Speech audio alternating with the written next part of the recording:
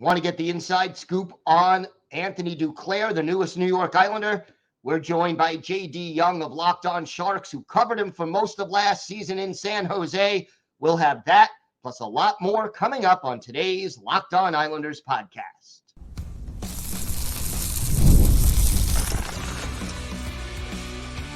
Your Locked On Islanders, your daily podcast on the New York Islanders. Part of the Locked On Podcast Network, your team every day.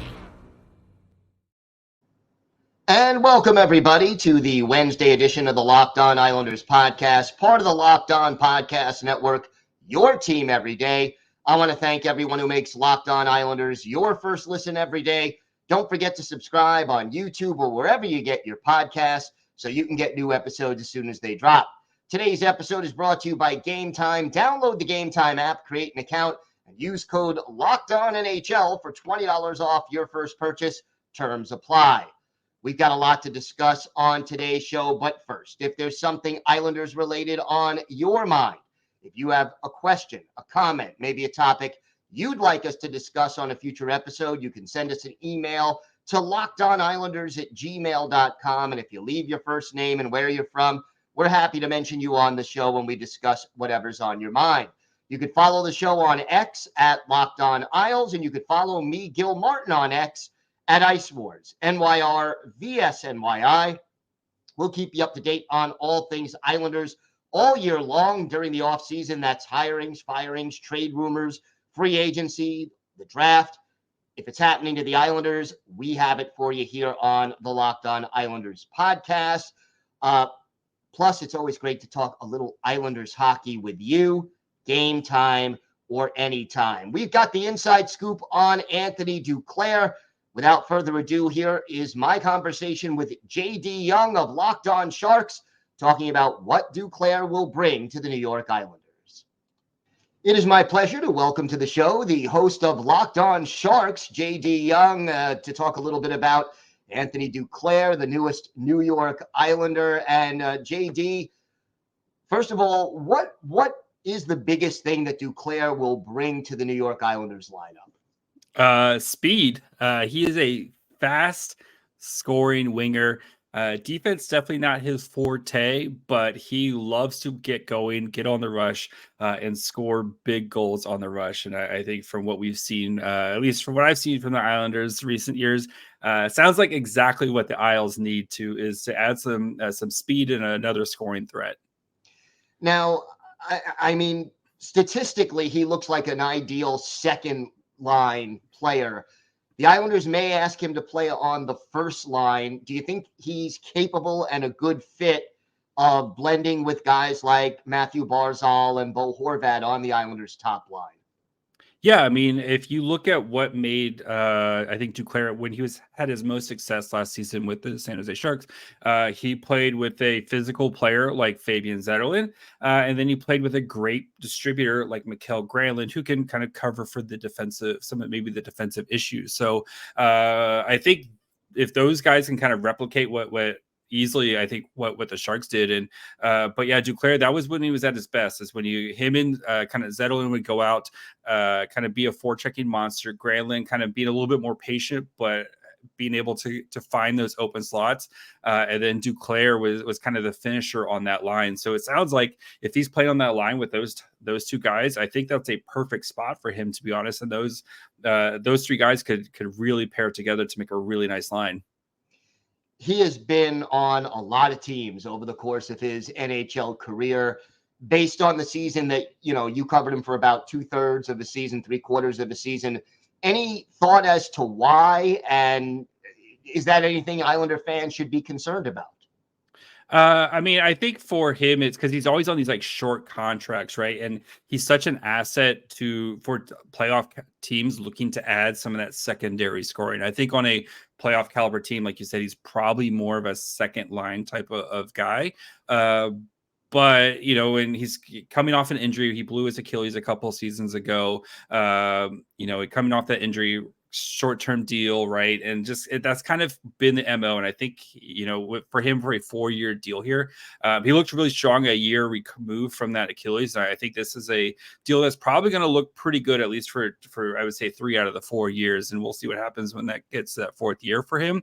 And maybe he loses a little bit of that foot speed. But I think, though, just because of what he brings on the ice, and then 2, also the intangibles, great locker room guy. Everybody you talk to about Duclair have the utmost respect for him. He's going to fit into a mature locker room like the Isles. He was great in the Sharks locker room, where he, kind of took a father figure to a lot of the young guys like a William Eklund and a Fabian Zetterlund. You saw Zetterlund have his best season in the NHL. Even some of the Sharks prospects like Thomas Borlo, who's also from Quebec, like Duclair. And I think for him being just so well respected in the locker room, and whatever role you need him to be, Duclair just, he's more than willing to kind of take that role and kind of run with it. And I think he's going to be a great fit for the Isles. I know he killed penalties at times in Ottawa. Did he do any penalty killing in San Jose? And based on his skill set, if not, do you think he's capable of doing it? He did a little bit, but the Sharks were kind of more interested in kind of cross-training some of their younger guys.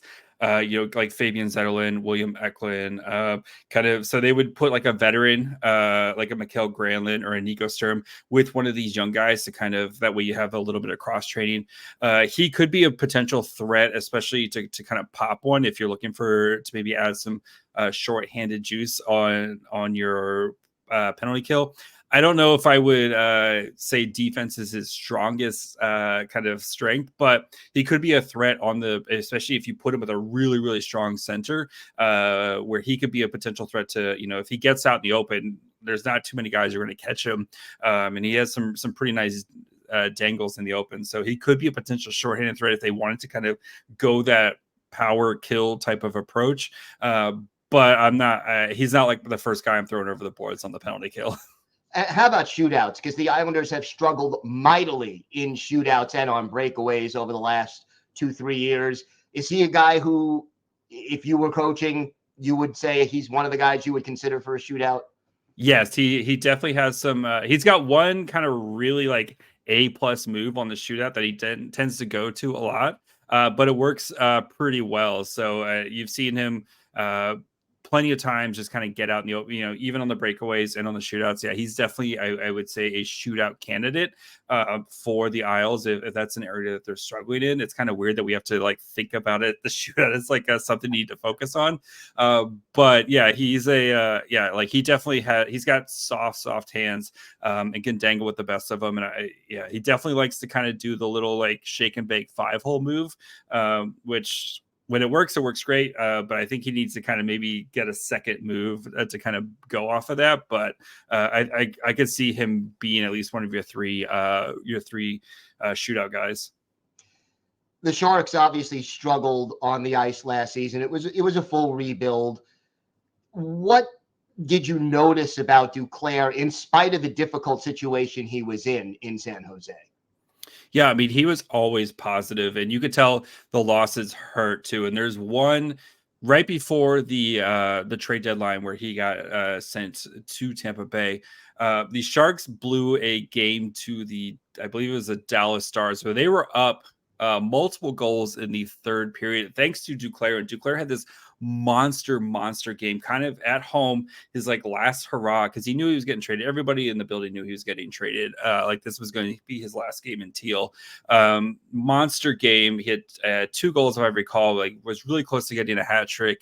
And then Dallas came back and won the game. And it was the look on his face. Like you could tell, like even in that type of scenario, like winning, like just does so much, and he wanted to continue to win even when the odds were very much against the Sharks most nights that they were not going to be winning games. But The dude's a competitor. He, there was a couple times, there was at least one time where he was a healthy scratch because of, he didn't do something that the coaches liked. Took it with stride, kind of owned up to it, and like, I need to be better at this, and kind of came out there and realized, especially with such a young team, he had to set the tone, and he had to play well to also get traded too. So there was a little bit of that in there, but Duclair, like, he's a guy he's a competitor, he's a warrior. You're going to absolutely love having him on the Isles because I think he's going to provide a lot for what they need on the ice, but then also off the ice. And again, I know the Isles are a very much veteran team, but I think he's going to fit in perfectly with that team. And I think fans are going to quickly love Anthony Duclair and what he brings.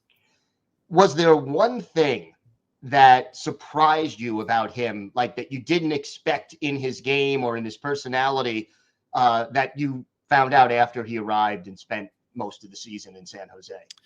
Just how much he does off the ice for the community. I know he has a hockey camp that he continually runs in Florida, trying to kind of help grow the game. And, I think that's huge because it'd be very easy for players to just kind of, do their thing and kind of maybe do their charity events through the team. But no, even after getting traded from Florida, he kept that camp going in South Florida.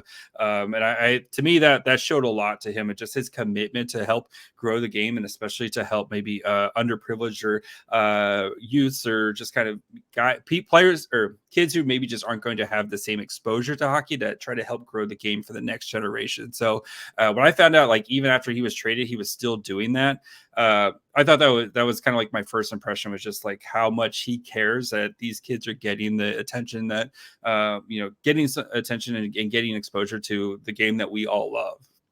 All right, JD, I want to thank you so much for joining us. Why don't you let our viewers and listeners know where they could find you if they're interested in following the Sharks, and both the podcast and on social media?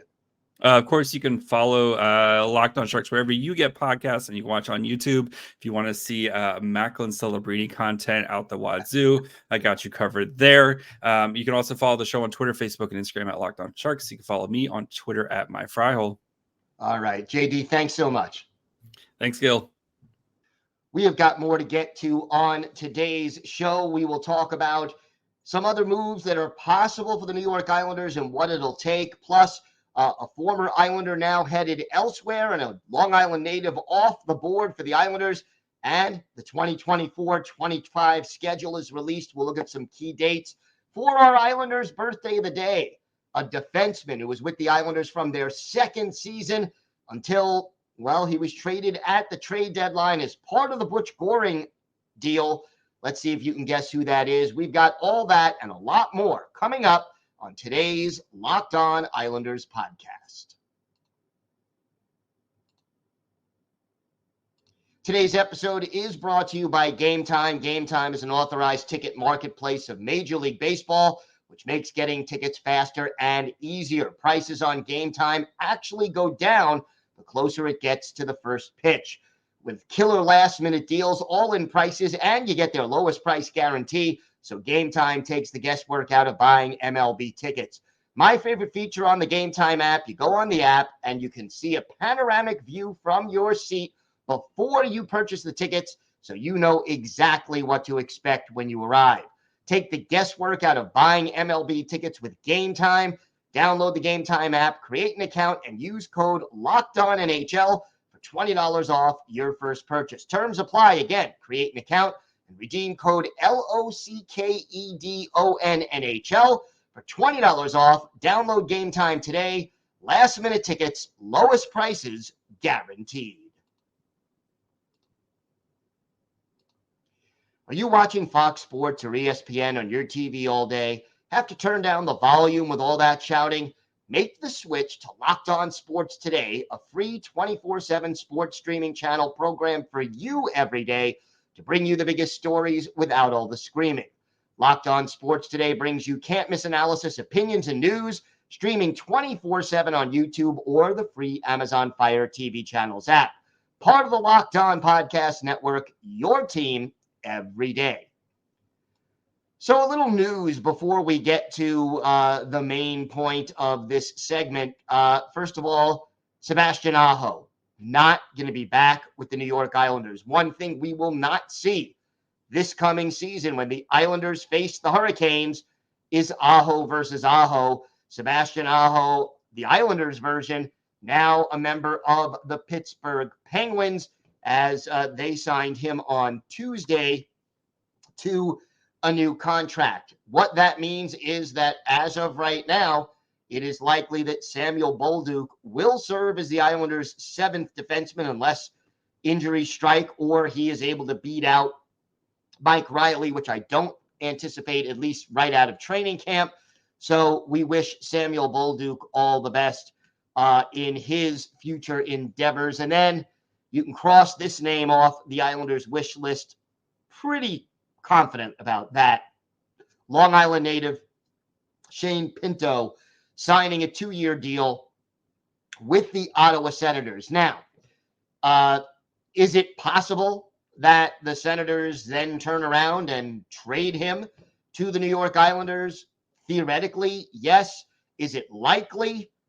I would say not. They have an up-and-coming young player for a lot less money. And, what would the Islanders offer? The talk has been, oh, yeah, the Islanders will send J.G. Pageau back to Ottawa as part of that deal. So you're asking the Senators to take on a player with less offensive upside, higher salary, older guy, as opposed. Now, that's not to say that Pageau wouldn't have some value as far as leadership, as far as defense and penalty kill and faceoffs. I get it. But from an overall hockey standpoint, trading Shane Pinto to the New York Islanders for J.G. Pageau, not really going to make a lot of sense from an Ottawa perspective. So, again, pretty confidently saying that deal is not going to happen. But if anything is going to happen for the New York Islanders the rest of this offseason, and let's face it, for the most part, that's the next couple of weeks. Yeah, something could happen in late July or August, but usually that's the quietest time on the NHL calendar. And it's going to have to be by trade. The Islanders right now have approximately $1.06 million available in cap space. As of right now, they have not re-signed Simon Holmstrom. They have not re-signed Ruslan Ishkakov. And they have not re-signed Oliver Wahlstrom, even though they did qualify all of those players.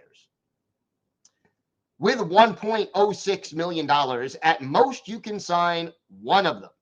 You can sign probably any one of the three. Holmstrom may be worth a little bit more, but probably not a lot.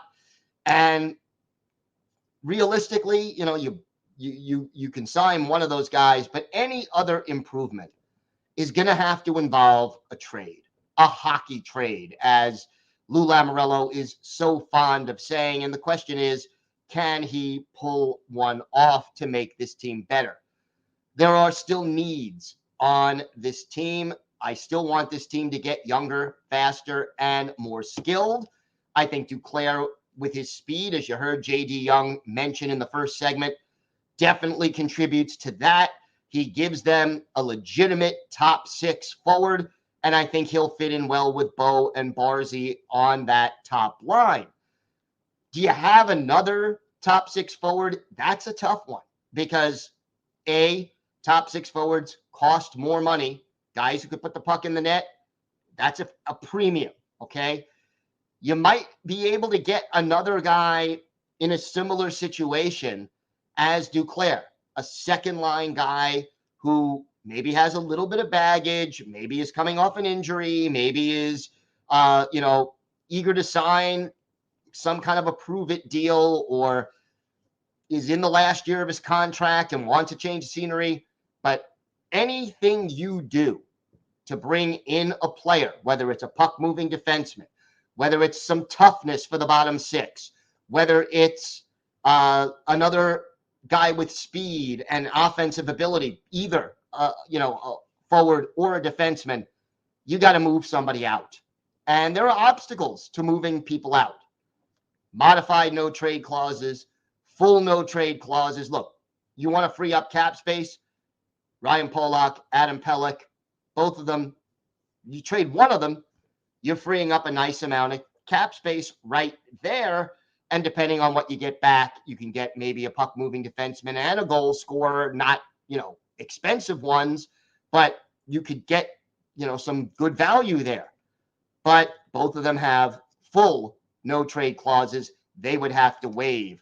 There are still guys out there who really would be interesting for the Islanders, even if Shane Pinto isn't necessarily one of them. Nikolai Ehlers still out there, still available theoretically in a trade. And I mean, if your top six becomes Horvat, Duclair, and Barzal, Nelson, Ehlers, and Palmieri, that would be a huge, huge upgrade from having the guys the Islanders put on the top line last year, whether it was Casey Cizikas or Hudson Fashion or,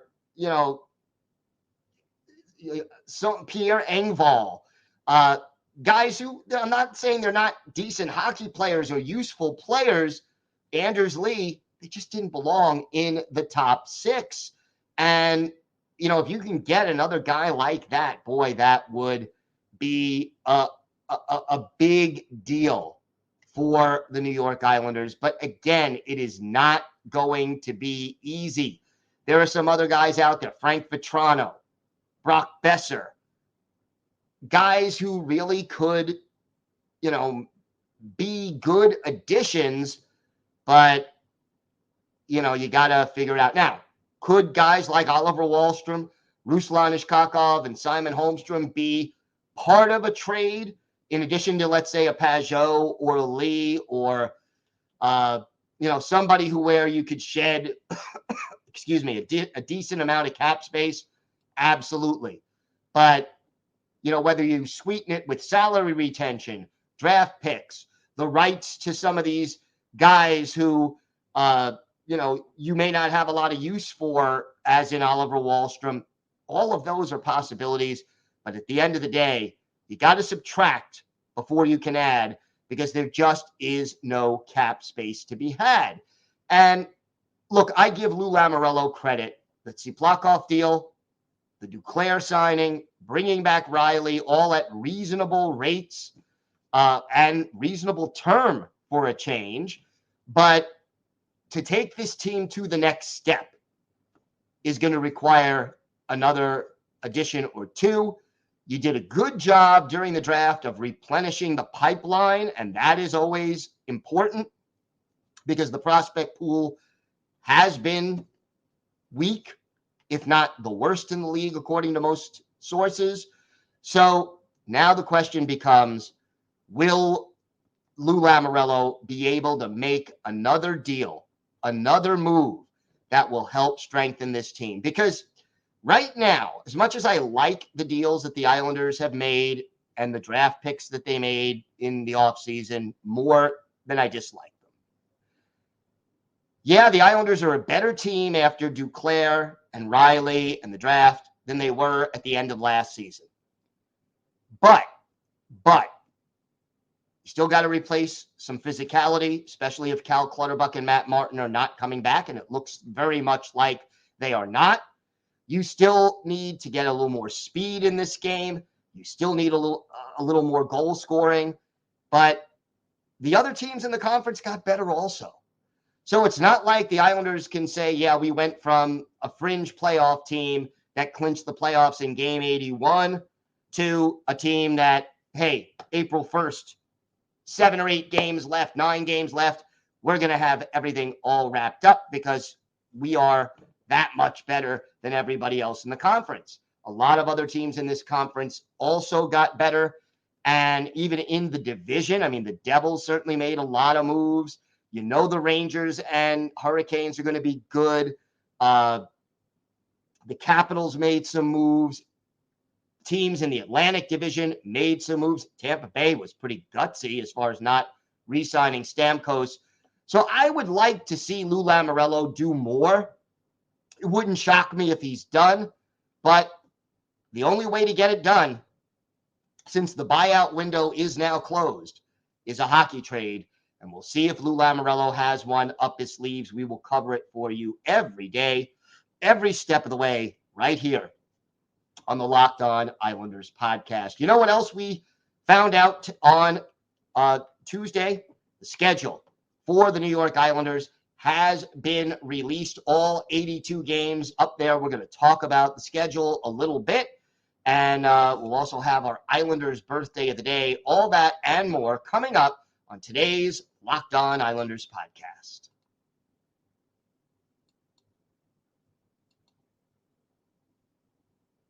Locked On has launched the first ever national sports 24/7 streaming channel on YouTube, and now it's also available on Amazon Fire TV in the free Fire TV channels app. Locked On Sports Today is here for you 24/7, covering the top sports stories of the day with the local experts of Locked On, plus our national shows covering every league. Find Locked On Sports Today, now available on the free Fire TV channels app. So we can start making plans for the fall and the winter and maybe the early spring. The New York Islanders official schedule is out. All 82 games released on Tuesday. And as previously mentioned, the Islanders open their season on October 10th at home against the Utah Hockey Club. That's a 7:30 Eastern time start. Then a 3-game road trip. At Dallas, at Colorado, at St. Louis, before a return home on Saturday, October 19th. Now, there are 6 instances of back-to-back games on the schedule, so 12 back-to-backs overall. There is a break of 2 weeks in February for the Four Nations face-off, so between February 9th and February 22nd, no NHL games, but we will be having that tournament. So obviously plenty of hockey to talk about, but not specifically Islanders games. Always want to know about the Islanders meeting the Rangers. It is 4 times this year. It'll start November 3rd, so no waiting until February for the rivalry to bounce back and intensify. It'll be a Sunday, November 3rd game at 1 o'clock Eastern time at Madison Square Garden. And then UBS Arena on February 25th. That's a Tuesday. MSG on March 3rd. That's a Monday. And then the final of the 4 meetings back at UBS on April 10th. That's a week before the end of the season. And that, again, is a Thursday game. So 4 meetings right there with the New York Rangers, and another rivalry that they'll face 4 times within the division. The Carolina Hurricanes. These 2 teams obviously have met in the playoffs each of the last 2 years. And let's face it, the Islanders came out on the short end of the stick both times. December 7th, basically, at 5 p.m. That is the first of these 3 meetings. January 25th at 7:30. Those are on Long Island. And then the third time, rather, in Raleigh. You have December 17th and March 30th. So those are the 4 meetings there. The defending Stanley Cup champion Panthers will be coming to UBS Arena twice, first on October 26th, then on March 16th. And the Islanders will be in South Florida on February 2nd. The Edmonton Oilers, who represented the Western Conference in the Cup final and have Leon Draisaitl and, of course, Connor McDavid, they will face the Islanders in Edmonton on November 12th and at UBS Arena on March 14th. First trip to Utah for the Islanders, January 11th, part of that Western Conference swing.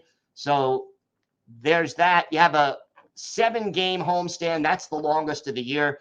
It is between January 14th and the 28th. And only 3 matinees, 2 12:30 games, and 1 4 o'clock game. So obviously, we know traditionally the Islanders have struggled on back-to-backs, rather in matinees, and they've struggled in back-to-backs as well. But matinees have hurt this team. So let's see, minimizing them could help. Now, as for the stretch drive, it is not going to be easy. You look at April, they will host Tampa Bay on April Fool's Day, host the Minnesota Wild 3 days later, and then host the Capitals on April 6th. Then it's at Nashville, hosting the Rangers, at Philly, at New Jersey, hosting the Capitals, and finishing up the season Thursday night, April 17th, on the road against the Columbus Blue Jackets. So those are some of the highlights. And if you'll check my account on Twitter, I did indeed post a link to the entire schedule. And I can't wait. You start making your plans, putting it in your calendar when the Islanders are going to play. I am looking forward to seeing the Islanders in action again. Offseason, never easy. And it's going to be great to see Islanders hockey. So we will keep you up to date. And that is sort of our little overview of the schedule. And I'm excited. I am excited to see it in black and white in front of me on my computer screen, on my phone, spelling out what's going to happen with the New York Islanders and their schedule for this year. Time now for our Islanders birthday of the day. And today is the 71st birthday of former Islanders defenseman Dave Lewis, the Kindersley, Saskatchewan native.